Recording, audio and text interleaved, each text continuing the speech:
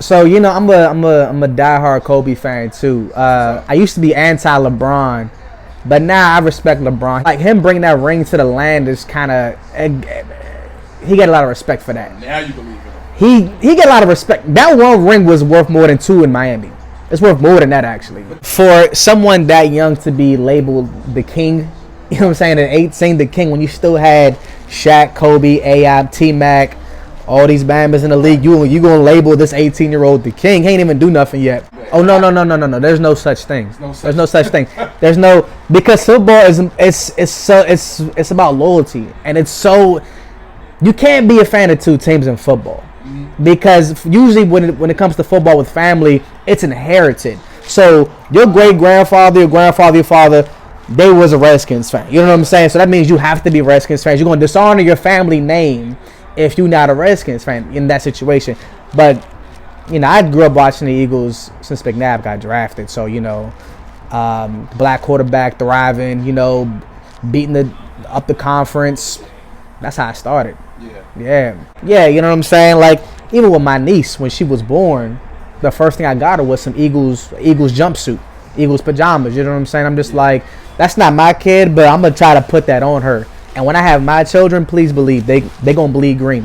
That was the biggest, thing about arguing with people, other football fans, especially Redskins fans. Like, my age get on my nerve because they're just like, I would say, yeah, we have more success in recent years in playoffs and regular season. They're just like, oh, but we have 3 rings. Like, motherfucker, you wasn't born or wasn't watching TV when y'all won rings. Yeah. I witnessed my team go to NFC championships, went to the Super Bowl. Like, I've seen our success. You haven't. You know what I'm saying? Zeke could have served that suspension in the beginning of the year. You think he should have did it early? He could have just got it out the way like Brady did last year. Brady had to serve 4 games. He was like, you know what? I'm gonna just knock this shit out. Yeah. These 4 games, they went 3-1 with Jacoby and Garoppolo. Zeke could have just knocked out them 6 games early. They probably would have had a different outcome, to be honest. Yeah. But you don't mind right now because not at all, brother. I love Redskins fans. I love Redskins because you know what I'm saying, they have rings, but I always tell people, as long as Danny Snyder is your owner, y'all would never win a ring. Y'all would never win a ring. It's him. It's not the curse. It's a curse, and I think it spreads to Nationals and Caps, as you can see in the Wizards too. But it's crazy with OBJ because he has that ceiling, bro. Like, it's so high. He got the route running. He got the catching. He has the speed. Right. He can do a lot. Yeah, he can do a lot. I think he's like a mini prototype of AB. Like, I had this conversation with people all the time, and they say top 3 wide receivers obviously is who? Julio Jones, AB, OBJ. How would you rank them? Everybody would say AB 1, and then it's always that controversy. People say Julio because of what he does, but he had a terrible year this past year. Julio Jones, yeah, and OBJ being out. I think OBJ is the second best wide receiver in the league. Because he's a money machine. He might not ever win a ring, but wherever team he go to, they gonna pay him because he OBJ. Yeah. You know what I'm saying? But I don't know. I kind of have more faith in OBJ than a lot of people do, and I feel like if they draft a good quarterback in this draft, they can get some work done. Because Evan Ingram is a rising star. I would have Nick Foles start at least 5 games, 4 or 5 games. Let Carson Wentz get completely healthy. Because, mind you, Alshon Jeffrey just had his rotating cuff surgery. Yeah. He going to be out. Just let these Bamas rest. It's a smart move. They got time, man. They can definitely rest the beginning of the season. I mean, they're going to have the show, game 1, ceremony for the champs and everything. But I think we can afford to just have have Foles come in, have Jeffrey rest until like week 5 or 6. And then when October, November come, that's when we get it going, you know what I'm saying? Yeah. So, yeah. I'm not going to lie to you, bro. So this is my thing. Personally, how I operate in my life, like my MO. Yeah. Every time I think something's going to happen, the exact opposite happens. Wow. And, so when he got down, I was like, bro, I can't be optimistic. There's no way I can be optimistic. I've seen what Nick Foles did in the playoffs last time with Chip Kelly against New Orleans. I had no faith in Nick Foles. And my dad knows it. Everybody around me knows that. I was just like, man, we're going to just ride this thing out. We did good. Okay, Atlanta. They fly too. You all fly. So like I said, I no confidence. I was like, man, let's just protect foes. Let's just get a couple of rushing touchdowns, you know. But you know that game, it went down to the last play. Yeah. And for us to be at that position on defense and we not doubling Julio, like it's the last play. Who they going to? They have to go to Julio. We're not doubling him. And I was surprised. And then when I seen the ball went through his fingers like that, I was like, oh my God. Oh, you saying, okay, if we had played New Orleans? But think about it though. You know, like if you talk to people, right, who had the best defense? Everybody had a different team. People would say, oh, the Saints did. Oh, the Rams, the Eagles. But one thing I did hear from everyone was Vikings was the most complete team. Okay. You know what I'm saying? Dalvin Cook was out, but they still had Adam Thielen, who went off this year. Stephon Diggs is Stephon Diggs. You know what I'm saying? People would argue they arguably had the best defense. So if we went up against the Saints, though, however, I would have not liked that match. Although the Vikings was the better team overall, they have Drew Brees, a Hall of Famer, a Super Bowl champion. I do not want to go against them at that moment. You know what I'm saying? Yeah, well, you know, I was looking at tickets to Minnesota, and that wasn't in my budget. But Philly was doable, and I was gonna go by myself. And you know, I told my girl, I said, "Look, the weather gonna be bad. Let me just go do my thing. This is about business, football related. I'm not doing no action." The crew decided to come with me, and it was a good move. I'm glad they decided to come. But you know, we started off at 11 o'clock. We got there, and it was just green. The signs on the highways, Eagles from Maryland to Pennsylvania. It was just Philly, like on the highway streets. They was ready, yeah. So trying to get to a place to watch the game was a task because everywhere had lines. Like the big bars, even little bars, you couldn't even walk in the bar. I've never seen a city like that before on like a night for an occasion in my life. Like, yeah. But it's all out of love, man. I mean, people was climbing up the Ritz-Carlton. Yeah. You can't tell them to get down. They hype. They Philly fans. They just won a Super Bowl. You can't tell them nothing. I didn't even see no cops, honestly, like trying to get to watch a game somewhere. It was just people on the streets, people walking. Yeah. You know what I'm saying? We ended up at this hotel called Lowe's in North Philly, and we was there watching like the majority of the game.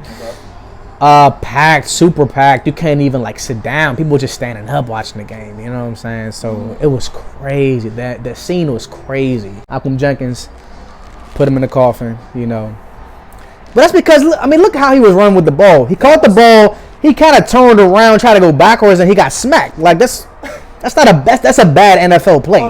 It's a bad football move. You can't do that. Did you see that play? Of course I did. Wow. Everybody was cheering and rejoicing. It's almost, I think it's one of those. But look at this though. If you look at the stats though, so our main receiver is Alshon Jeffrey. So their main cornerback, I believe, is Gilmore. If I'm saying that right. Malcolm Butler was going to have to check Torrey Smith or one or the other because that's who they played at the end. Okay. Our leading receiver was Corey Clement, and he's a running back. Right. So that's the slot. Aguilar with the slot. So I think that wouldn't even make a difference because with Philly's, with Philly's offense, it's almost like the pages where like there's no Julio in Philly that's 15 catches, 300 yards. There's none of that. Yeah. It's distributed. Ertz might have 40 yards, but he got like 9 catches. You see what I'm saying? So it's really distributed. I like how they do it because you don't want like that main star because you take out that main star, you exposing them. Yeah. Like you know what I'm saying? AB. I mean now they got Juju Smith-Schuster or whatever, but like you can't expose your superstar, so you have to just keep the distribution flowing. You know what I'm saying? Alshon gonna be the big plays. Torrey Smith, the 150-yard plays. You got Nelson Aguilar in the slot. Yeah, y'all did that extremely well. And let me tell you one thing too about the Super Bowl, about the Pats losing it versus us winning it. Yeah. We had a backup with three starts, two starts, and went in there. Now, mind you, That feels my point though. But listen, Tom Brady had 500 yards which means the defense didn't do nothing on our side besides that sack strip that Brandon Graham did. Yeah, Nick Foles just executed. Every time he had the ball, Foles 3 of did 6. execute 3 of because 6. ball. Tom Brady made Nick Foles look like Randy Moss on that when it came to the 2 quarterback pass catching plays. When that happened, I was like ready to play. So Philly went nuts when that play happened. I'm gonna tell you that right now. oh yeah. Yeah, because we was at Lowe's at the hotel. We would have, and everybody was just like, they just lost their shit, bro. It was crazy. And this is the one thing I wanted to mention. People hailed Carson Wentz like the second coming of Jesus and everything. Hold on. Tom, yeah. Wentz is a fucking beast. No, he's good. But let me try to prove my. Let me try to tell you what I'm trying to say. So Wentz, now there was kind of some discrepancy because they were saying, oh yeah, the Eagles are whatever, like 12 and or 10 and whatever with Wentz before he went out. Yeah. But they were saying he wasn't beating good teams. If you look at the teams he beat, I think majority of the teams he beat, they were under 500. I don't look at it like that, but that's what they were saying. Yeah. But you got Nick Foles coming after the injury, Yeah. and he finished up the Rams. He beat Oakland. Yeah. And then he wins all his playoff games against a scary Vikings defense, Atlanta Falcons, who are known just to be, offensively talented, and then Tom Brady at his home court. But people have the argument saying, like, if you look at it on paper and statistics, most of the teams he beat was under 500. Now, I don't look at it like that. That's just a second-year quarterback going out there and winning games. Exactly. You know what I'm saying? Avoiding hits, staying in the pocket, keeping his poise. That's what he does. And mind you, he is second in touchdown passes, and he was out for 4 games. Come on, bro. They should have gave it to Carson Wentz MVP. They gave it to Tom Brady. That's some bullshit. Because he's 40. Because he's Tom Brady. Because he got the refs in his pocket. I mean, he had an ACL and an LCO. You could look at it 2 ways. You could look at RG3, who never was the same again. But you could look at Adrian Peterson, who came back from ACL and he might have had an Achilles, but he had a major leg procedure done. He came back and just took the season by storm. I think that year he won the MVP. You know what I'm saying? So you could look at it both ways, but that's why I'm saying should he change rest. Should he change his play? No, because that's who he is. Of course, you can play a little safer. You know what I'm saying? Don't be all reckless. But that's how we won games, man. Like avoiding sacks, being elusive, showing his athleticism each play. If I was telling him to change his style of play, it's gonna take some used to. But we have the O-line for it. We have the playmakers for it. You know what I'm saying? It could be done. Yeah. But like I said, it's only his second year, so you need to keep him for at least, you know what I'm saying, as a franchise quarterback, like a Peyton Manning or a Brady or whoever. That's 10, 12 years. Yeah. You know what I'm saying, for a franchise. So, but answering your question for next season, this is what I think. They should pay Nick Foles for the rest of his life to stay in Philly as a backup. Because Nick Foles don't do that wild shit Wentz do.